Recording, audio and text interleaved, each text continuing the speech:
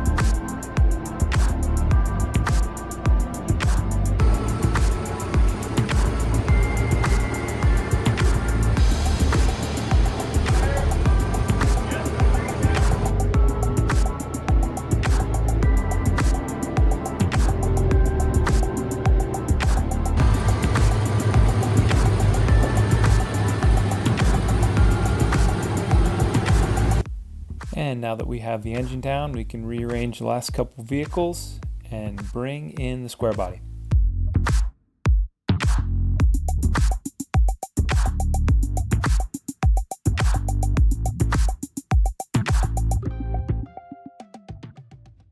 All right, so this is a 1988 Chevy R3500.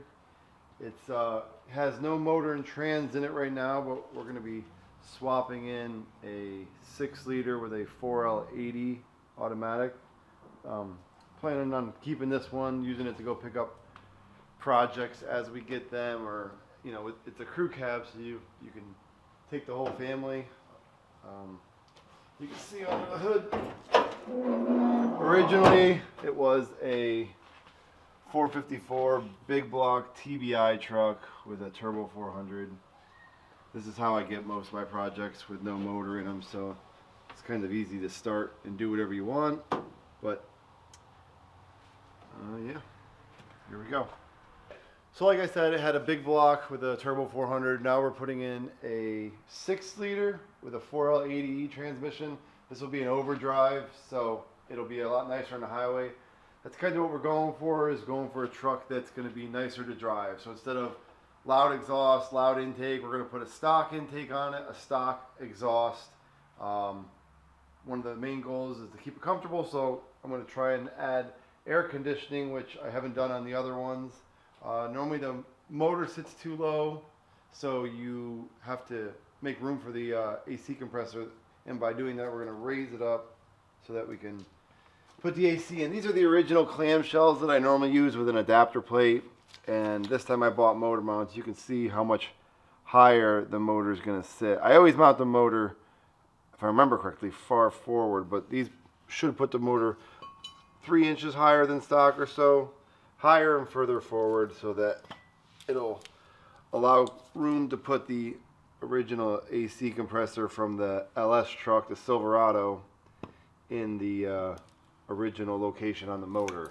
Otherwise you got to mount them up high, so we will see. To get started, we're going to take off the original Silverado motor mounts. These would mount it to the Silverado frame rail, and we're going to put on these adapter motor mount plates, and these will bolt to the R3500 motor mounts that are still on the frame rails. So we'll do that now.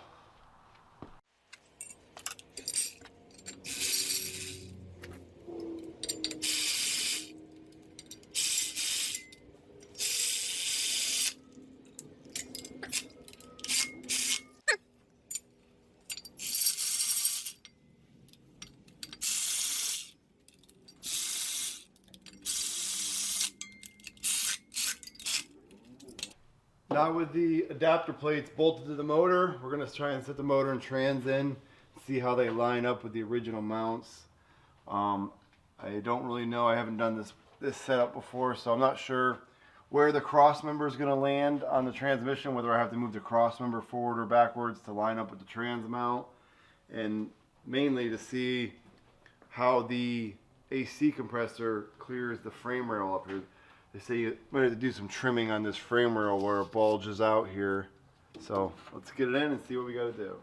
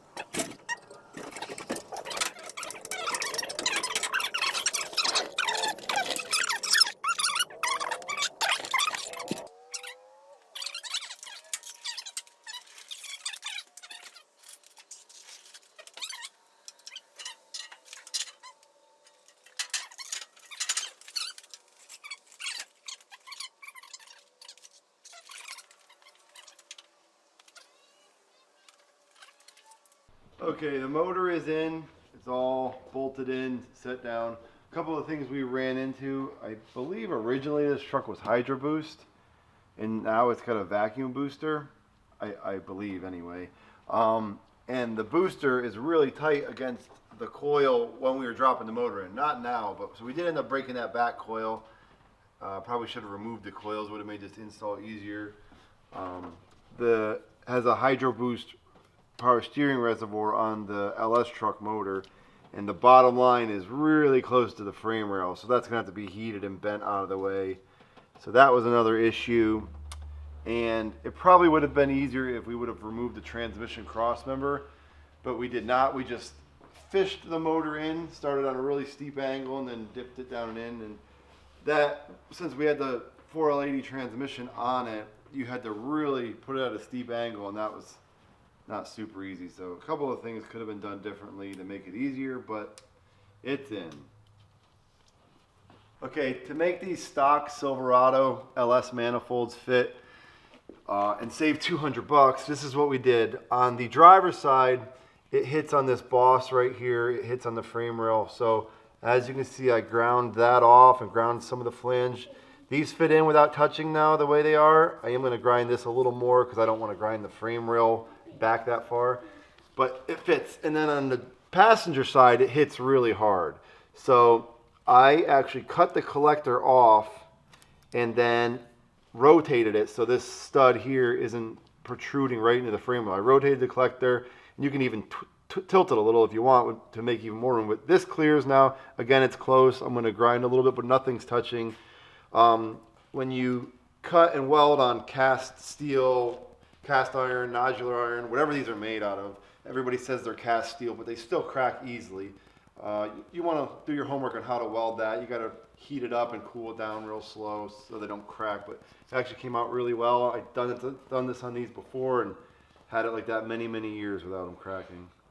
So we'll put them in and show you the finished product when we build the exhaust.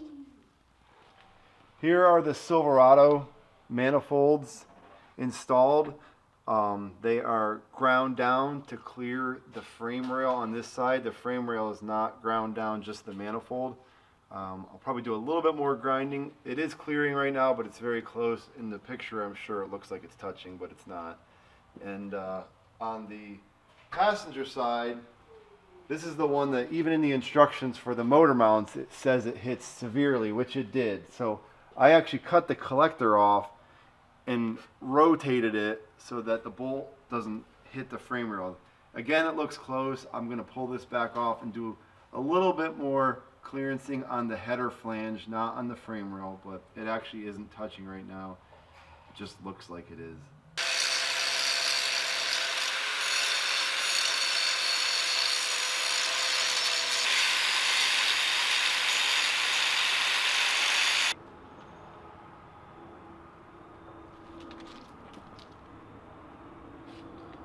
Let's talk about the AC here for a minute.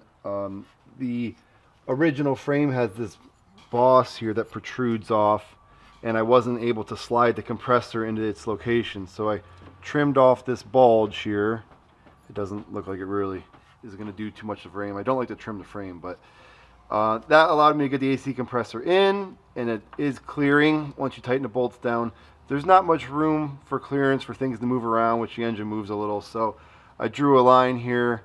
I'm not going to go that deep. I don't like to grind into the frame, but that's where I am going to just grind the frame a little bit to get a little more clearance. All of this is in front of the suspension mount locations and all. It's basically just supporting the front rad support of the truck, all that. It's not going to weaken the frame much, but that line right there, we're going to grind, not to it, but that's where we're going to grind. So we'll do that now.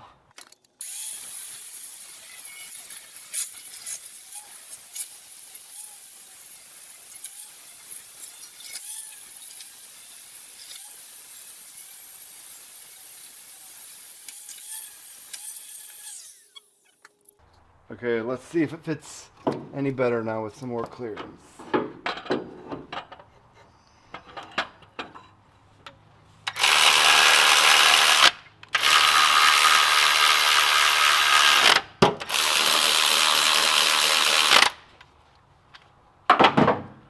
All right, definitely have clearance now. I don't have the lines on yet. I may have to trim some of the boss on the lines, but now it's no longer against the frame rail. It was a good 3/16 of an inch. Up to this point on these square bodies, I've been using the stock square body radiators. This is the first truck that I'm going to use the Silverado LS style radiator. That way it can use the expansion tank and should be all of the stuff that came with the Silverado motor. So it'll be a complete Silverado cooling system. Down here I drilled 2 holes to hold the Silverado radiator mounts. So those grommets will go in there, and then a new radiator from a 2500 HD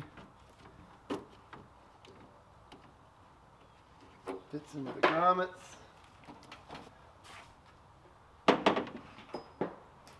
We're going to do electric cooling fans. There's multiple reasons to use these. You gain a little power, they're pretty efficient. There's more room because we have the engine pretty far forward. And these are from the junkyard, from I think they came out of an Escalade or a half-ton Silverado, but they fit right into the radiator. And now we just need to make a bracket to hold all this up top. I'm going to make some type of C-shaped bracket that will bolt to the square body rad support and then hold these 2 grommets for the Silverado fan and radiator. So that's what we're going to do now, so it's not just flopping around.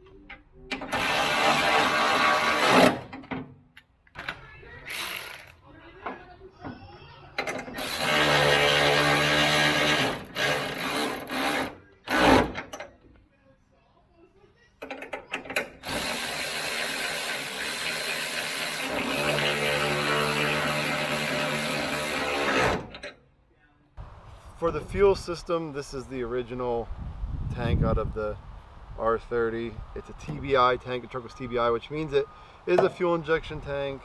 So it should have a baffle in it and sender, but it's a low pressure pump. So it's all rusty. We got new stuff over here. So this is another, as you can see in there, there's a tray for the fuel pump, and we're gonna put in a sender and the fuel pump. This fuel pump's from like the Vortec trucks, like a 96 fuel injected truck. So it should make, you know, whatever, 50 or 60 PSI instead of the 10 to 12 or 15 that TBI runs. So we'll put the pump on the sender in the tank, and then we'll hang a few feet of fuel hose that we can work with when we get it up in there. This has got to be fuel injection hose now, not just regular fuel hose. It's got to be rated for high pressure fuel. So we'll get it put together, and then we'll get it up in the truck.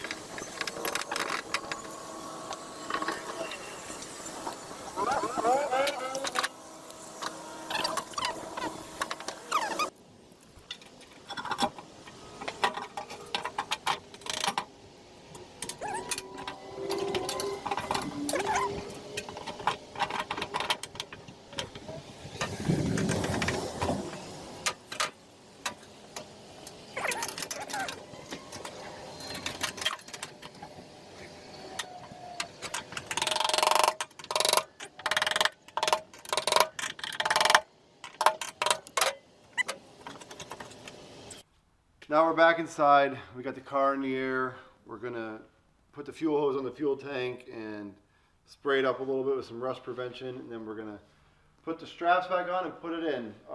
These are the brackets that held it on. We just cleaned them up real quick and painted them and salvaged some of this strapping, this insulation that goes between the bracket and the tank, and we'll get it sprayed and get it up.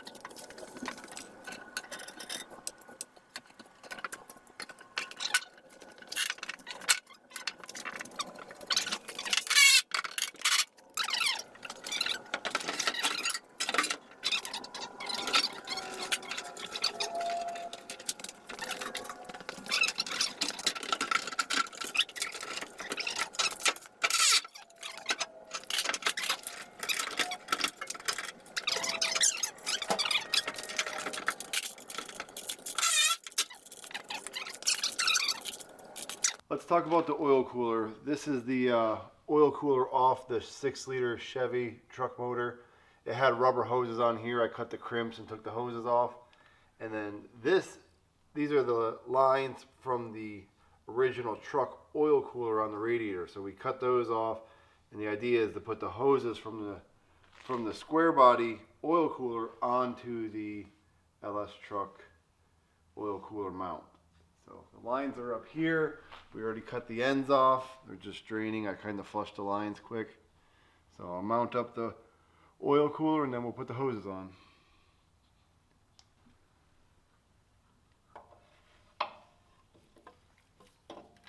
As you can see, this engine is really dirty. We haven't cleaned it, just the gasket surfaces. Doesn't need to be cleaned to go down the road.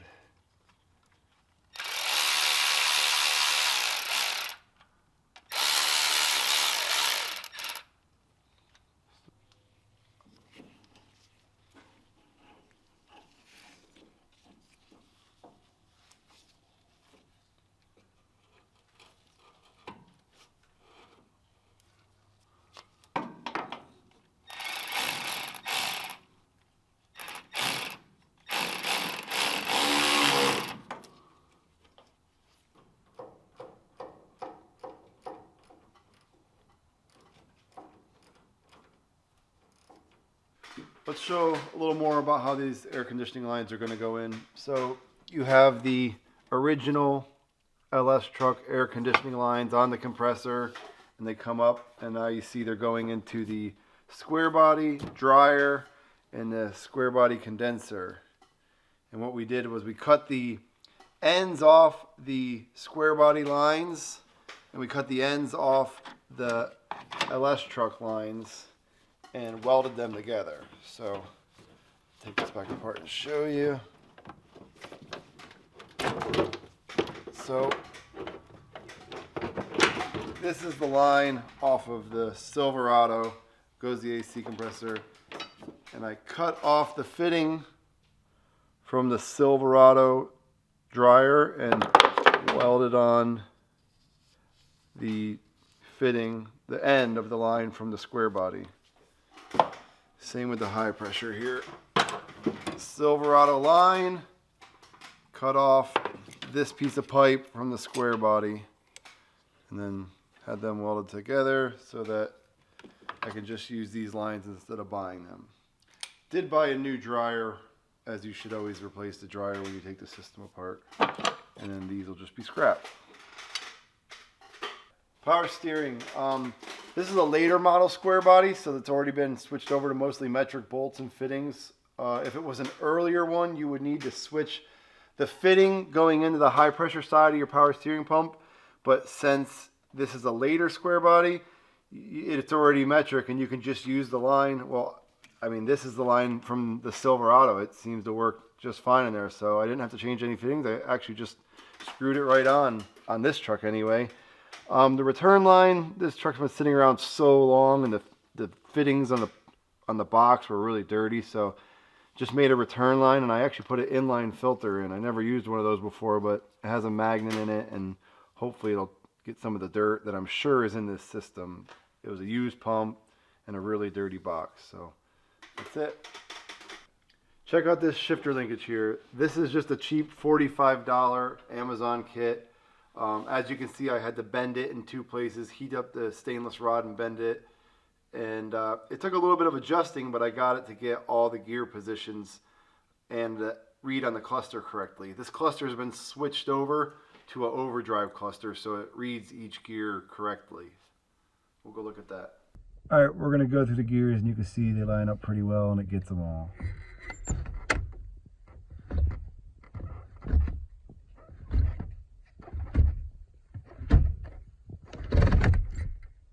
Not bad. Brake booster line. This is the original brake booster line from like a half-ton Silverado, and the fitting back here. The 6-liter had this plug in there because it was originally Hydro Boost, but since this truck has a booster, you take the plug out, you put the fitting in from a half-ton Silverado and just a half-ton Silverado booster line. I think the R30s originally were Hydro Boost, but this one has vacuum assist. I don't know if somebody swapped it. I really don't know that much about it, but that's what's there. Okay, so I wanted a driver's side battery tray, and all I have is passenger sides. So I've already modified this one some. I just want to show you what I did. It seems like it's going to work. Flip it over. I ground off all the spot welds and took this piece off. And then you grind this edge thin. So I was able to fold it over. And now it's actually bent the other way. I'm going to just rerun a bead of weld down here. And then stick this inside the driver's side fender well. There's actually dimples. You can just drill the holes in the driver's side inner fender, and then this bolt and this bolt will bolt right in. So you can bolt this piece in, and the holes are there for this and this. So you can bolt the battery tray in and set this right on there, and then just weld it back together, tack it in place, and then take it out and weld it. Here's the battery tray. It's all welded now. You can see it's folded the opposite way that it was. Dimple, dimple, we drilled the holes, and here's how it fits in the truck.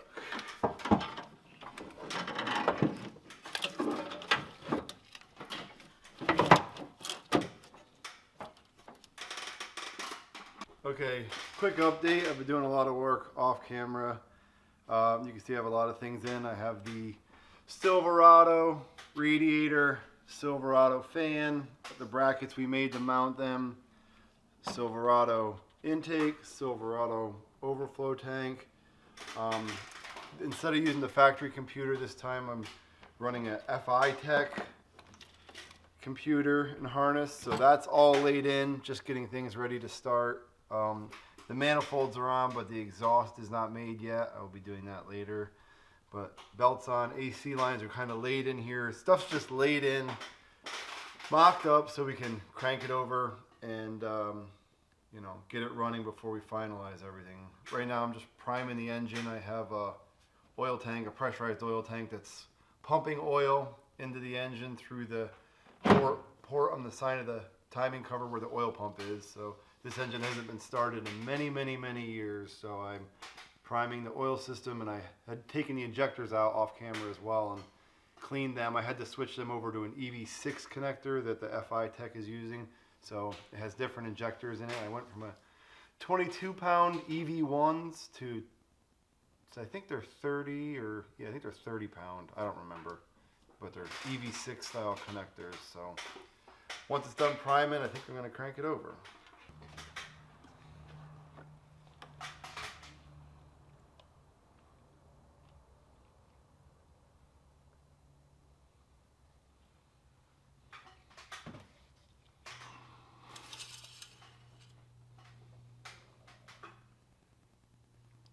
Put a little more in. There's already enough to start it, but we'll just put a little more in.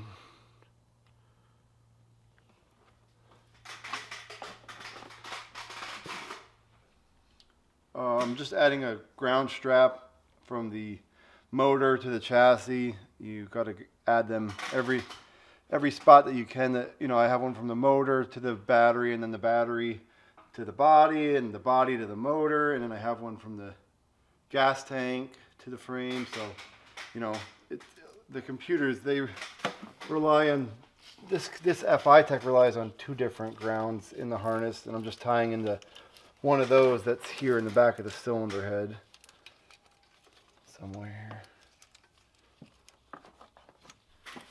These are the Silverado battery cables that I just cut the side posts off and put these cheap top terminals on. So we're going to hook up the battery and see what happens when we turn the ignition on, and then if it goes, we're just going to give it a little crank, make sure the engine turns over, and then I will hook up the computer for the fuel injection and see if I can get the base settings set, the motor size and all that, and then see if it'll start.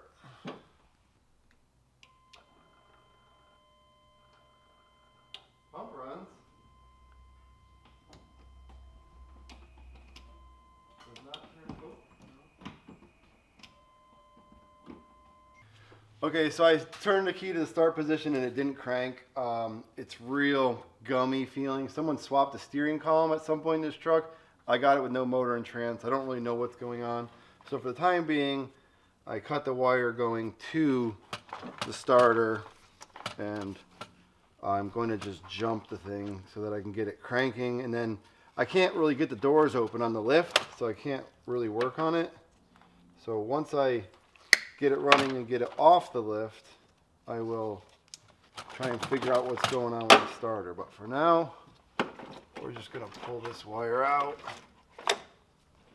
and just go right to power here. And either the battery's dead or the starter's not working. So here we go. Try a different battery first. Okay, got a different battery. So here's the starter wire again. Touch it to positive. Cranks over. So I am going to hook up this little FI Tech computer, and then we'll turn the key on and see if we can get some. There it is. It's on already. I guess my key maybe is on already. So I've never done this. I bought this used, so I actually don't know what I'm doing, but we're going to go to initial setup.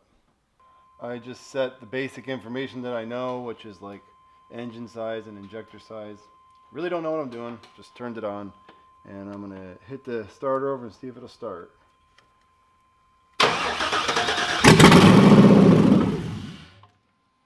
Well, started. shut right off. I am going to go cycle the key and then try and start it again.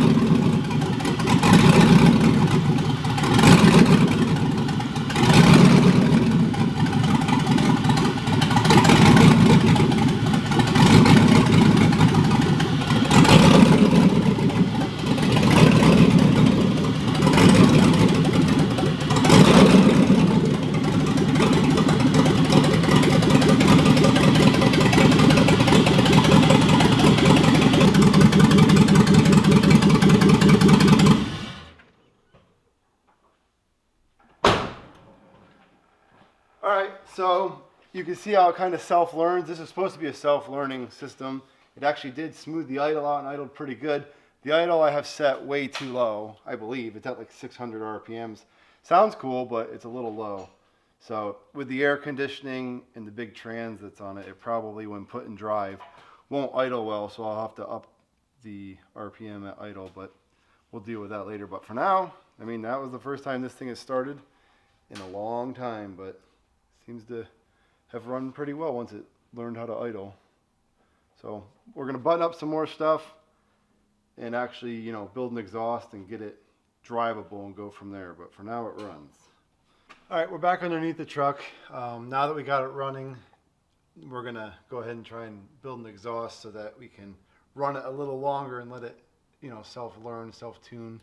I have these short, you know, pipes on the manifolds that were from the original truck. So we're gonna put these up here and then run pipe all the way out to the back of the truck and put 2 mufflers on it and 2 tailpipes, and that way we can move on to the next thing. What we have here is what we're gonna try and make the exhaust out of. These are just like straight 2.5 lengths from online that I bought.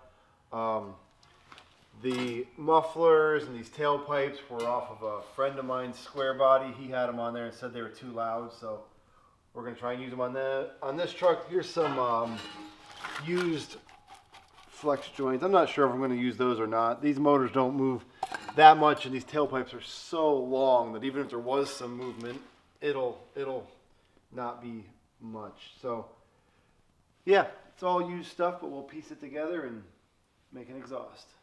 A lot of these trucks that we do, they have exhaust systems already on that we just tie into. So this one had nothing, so we got to make front to rear. There's no hangers or anything. This was a box at a flea market. All these were $1 a piece, so I bought the whole box. It's just all kinds of old hangers and exhaust clamps and flanges, but that's the kind of stuff that I look for when I go to those flea markets. But we'll just hang this up here somewhere on the frame. And then mock up a tailpipe quick. Stick that through if I can. Just right.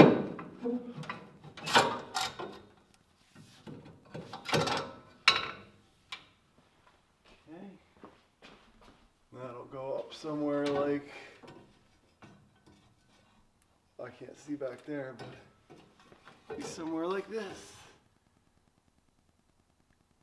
Here's how I think we're going to make this work. This pipe should rest right about there.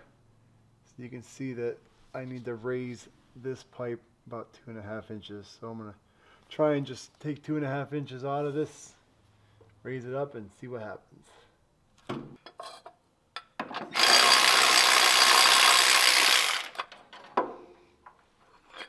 2.5.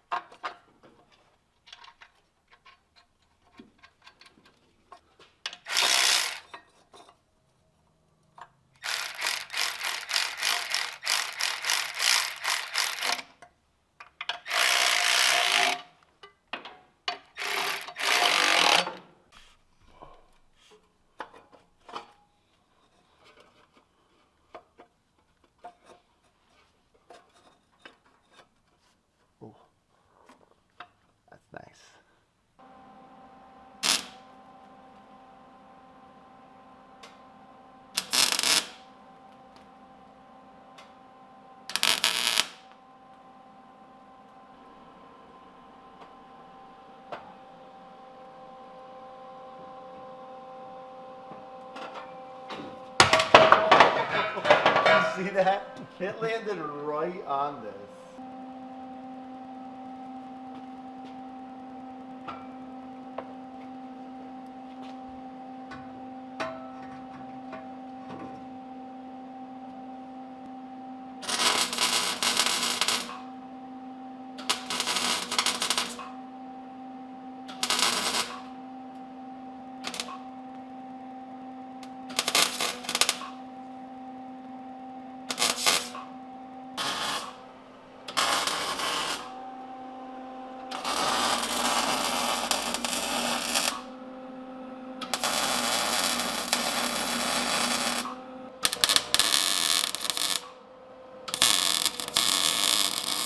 All right, fast forward a couple days, we have the full exhaust installed. We had it mocked up before, but now both sides are in. Got a thick black coat of paint on there that'll probably majority burn off, but we'll let it down and fire it up. I haven't started it yet, so we'll fire it up and see what it sounds like.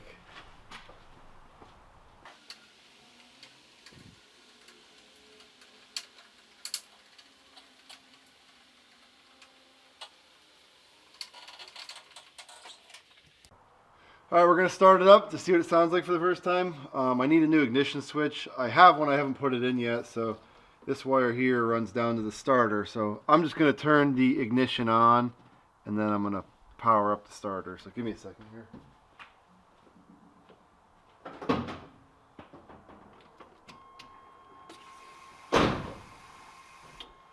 All right, ignition's on.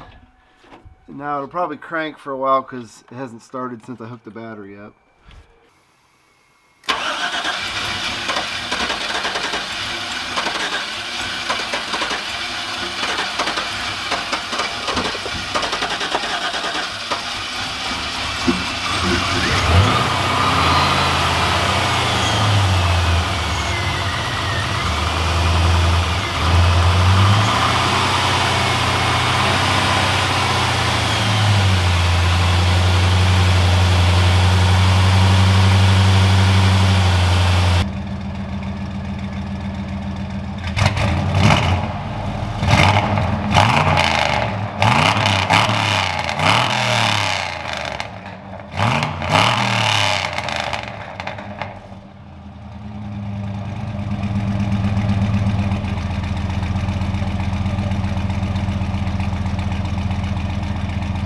So now that we got everything hooked up and ready to go, let's go put it on the road and see how it does.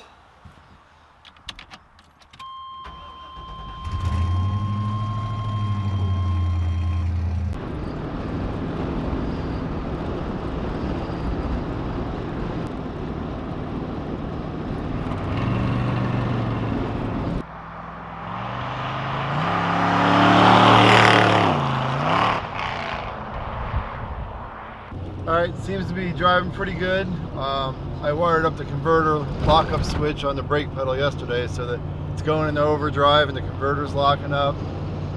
It's got 410 rear gears, so you know the overdrive keeps the RPMs down. I don't know, seems to work pretty well. Tires are a little wobbly, probably flat spotted. Window seals are noisy. You can hear all the air noise. The wing windows are really dried out. I mean, the truck's not been on the road. It's got a 04 inspection sticker, so you know, 19 years it hasn't been on the road for. So other than going through the brakes, it drives pretty well.